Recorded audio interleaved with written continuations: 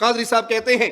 یہ 1970 کی اوائل کی بات ہے، میں بھی لاہور شفٹ نہیں ہوا تھا، جنگ میں تھا، جنگ میں وکالت کی پریکٹس کیا کرتا تھا، تو کچھ لوگ آئے اور آ کر کہنے لگے قادری صاحب ہمارے ہاں عرس ہو رہا ہے، ہمارے ساتھ چلیے، عرس میں خطاب کیجئے۔ کہا مجھے خبر ملی تھی، کچھ لوگوں نے بتایا تھا کہ جس مزار پہ یہ مجھے لے جانا چاہ رہے ہیں وہاں جو ان کے پیر صاحب ہیں وہ لوگوں سے سجدے کرواتے ہیں اور عورتوں سے پاؤں دبواتے ہیں۔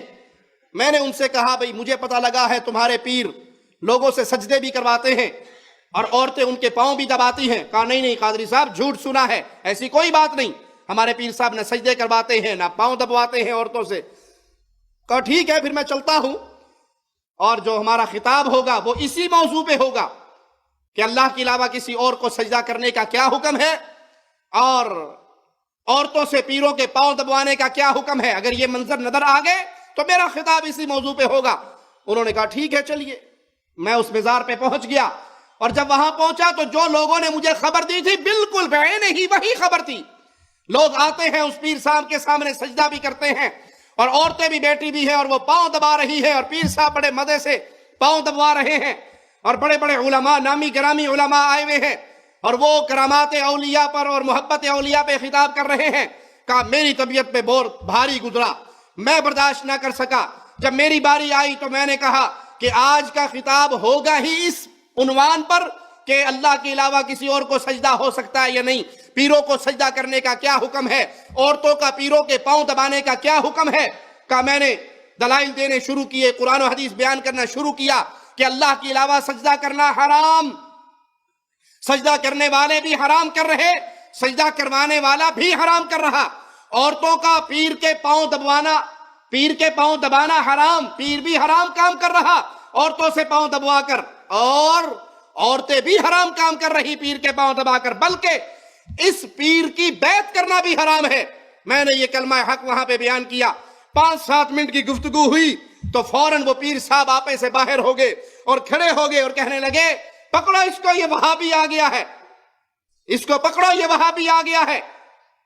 کہا یہ ہماری سنیت ہے اور یہ ہماری دعوت ہے کہ حق کوئی بات کی جائے تو اسے وہابی کہہ دیا جاتا ہے۔ بڑی مدت پہلے کی بات ہے، میں نے واقعہ سنایا تھا آپ کو شاید کبھی، ایک عرس پر مجھے دعوت دی گئی، ابھی میں لاہور منتقل نہیں ہوا تھا، یہ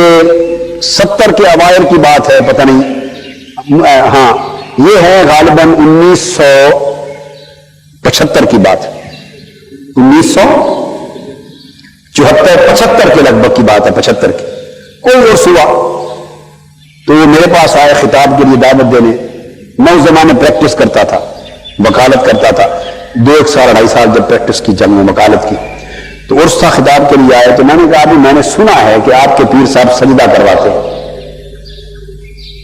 اور عورتوں سے اپنی ٹانگیں پاؤں بھی دبواتے،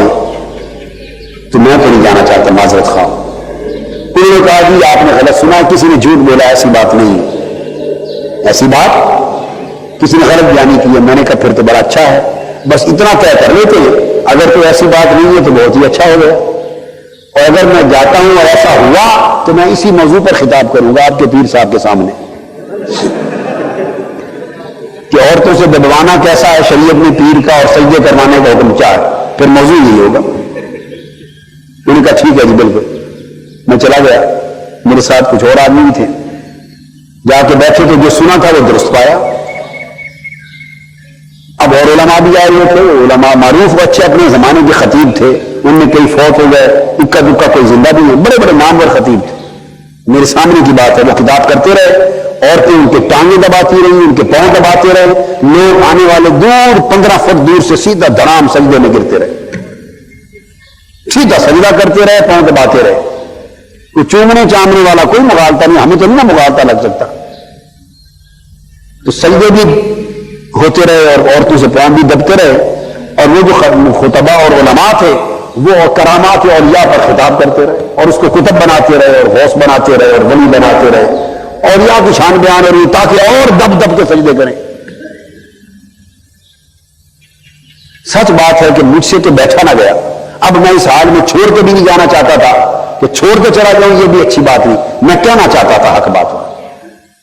تو میں نے چٹ دی کہ مجھے ذرا جلدی ہے تو میرا خطاب جلدی کروا لیں۔ چر دے دی، وہ خوش ہو گیا، چلو ٹھیک ہے جی، تو نے میرا خطاب پہلے اعلان کر دیا، نعرے لگوائے میرے خوب، اور خطاب کا اعلان ہو گیا۔ میں نے کہا میرے خطاب کا موضوع یہ ہے کہ پیر کو سجدہ کرنے کا حکم کیا ہے اور عورتوں سے پاؤں دبوانے کا حکم کیا ہے، یہ خطاب کرنا۔ وہ سنتے ان کی آنکھیں پھٹ گئی، دیکھنے لگی کہ یہ کیا کرنا چاہتے ہیں۔ 1-2 منٹ انہوں نے مجھے سنا، 1-2 منٹ سنا، اور میں نے بھی کہا کہ یہ وار سارا 5-7 منٹ سے اوپر بات چلنی کوئی نہیں، 5-7 منٹ کے اندر میدان جنگ بن جانا ہے یہ، تو جو کہنا ہے کہہ لو، یعنی وہ کام کیا مفتی صاحب والا۔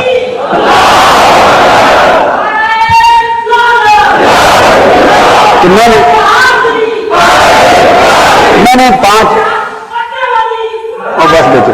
نے 5-7 منٹ میں لب لباب دونوں باتوں کا نچوڑ ان کے سامنے رکھ دیا کہ اگر تو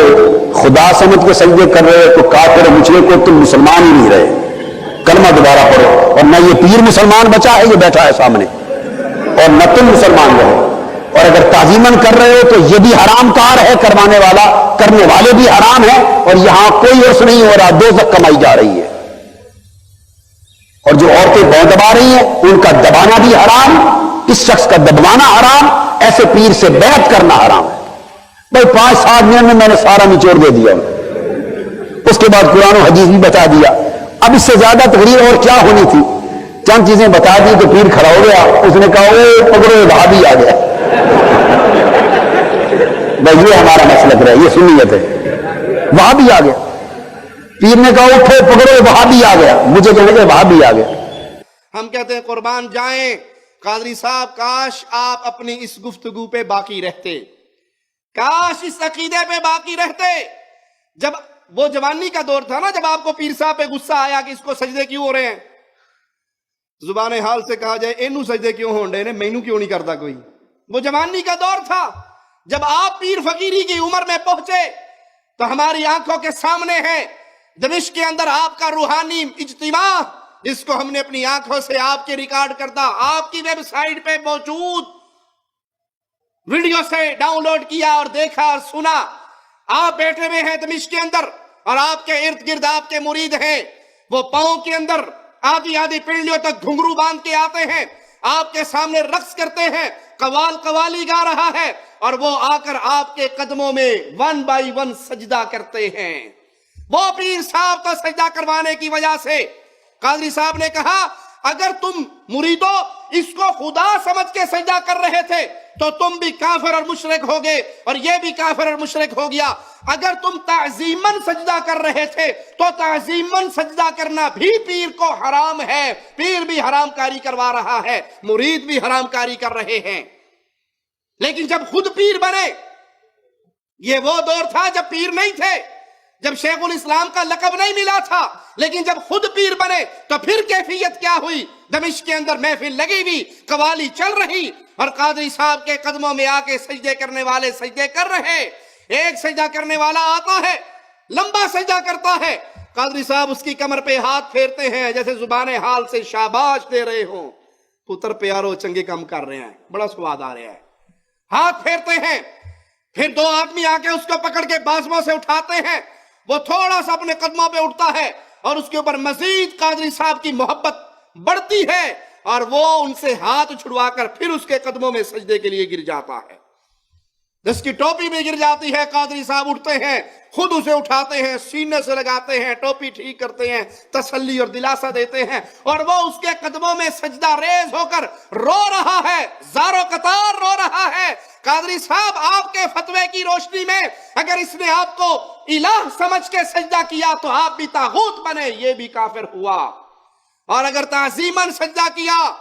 یہ فتویٰ اہل حدیث کا فتویٰ نہیں، آپ کا فتویٰ ہے۔ اہل حدیث کے فتوے تو بعد میں ہم دیں گے، ابھی تو آپ کا اپنا فتویٰ آپ کے اوپر لگ رہا ہے کہ اگر تعظیماً سجدہ کیا تب بھی اس نے حرام کیا اور آپ نے حرام کروایا۔ کل تک جو حرام تھا وہ آج حلال کیسے ہو گیا؟ کل تک جو حرام کاری کر رہے تھے مرید، آج آپ کے مریدوں نے جب وہ کرنی شروع کی تو وہ حلال کاری کیسے ہو گئی؟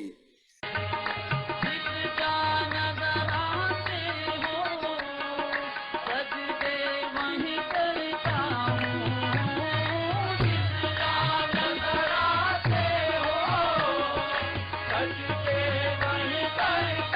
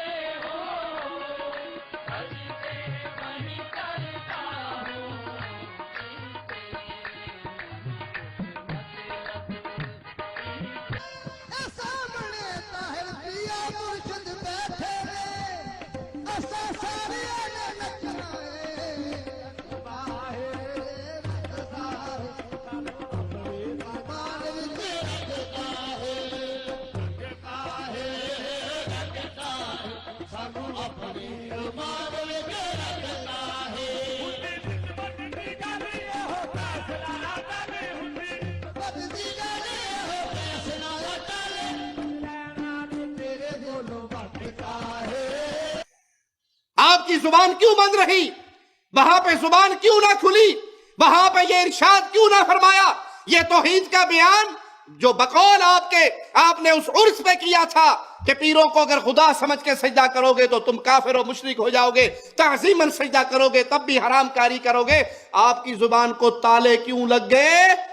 وہی بیان جو 1970 کے اوائل میں کیا تھا دمشق کے اس روحانی سفر میں کیوں نہیں کیا، جو حقیقت میں روحانی سفر نہیں شیطانی سفر تھا، جس کے اندر آپ نے اپنے آپ کو طاغوت کے طور پہ پیش کیا اور لوگوں نے آپ کے قدموں میں سجدہ کیا۔